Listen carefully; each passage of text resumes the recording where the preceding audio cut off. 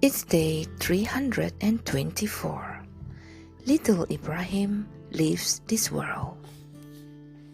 There was a house on the upper side of Medina that was encircled by a garden of date palms. A baby was living in this house among the greenery. This baby, with red cheeks, was the son of the Prophet. His name was Ibrahim. He was adorable. He was the last child of the Prophet. As with the others, the Prophet used to love him very much. The day he was born, he had sacrificed animals. He had made the poor people who could not afford to buy meat happy. He had named the baby after his ancestor, the Prophet Ibrahim. He had thanked Allah 1,000 times. He did everything possible to raise him well. He had hired a milk mother for him in order for him to suckle as much milk as possible. He wanted him to grow up healthy and strong. This cute baby was lovable. Everyone took care of him. Everyone used to love him very much.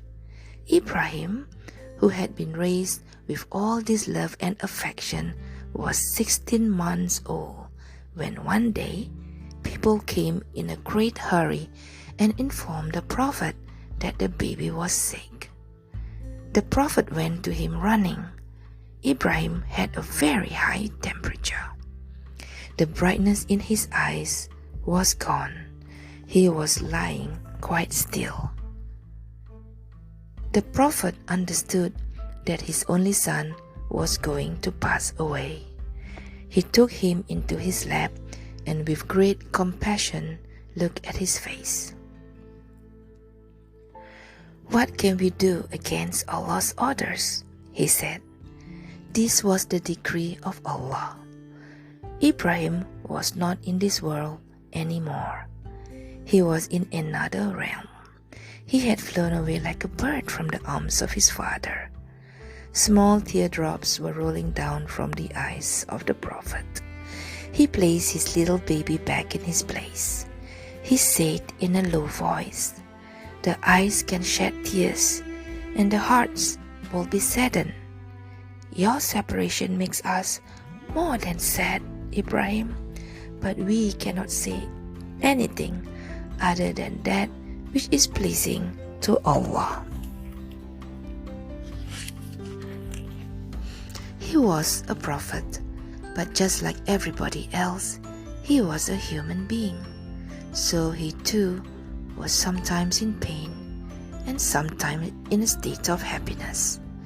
Even if he was in great pain, he never revolted or disobeyed Allah. When he had to face disasters, he used to do so with patience. This behavior of his became an example for all the people around him. Muslims learn from him now how to be moderate, not extreme, both in pain and in joy.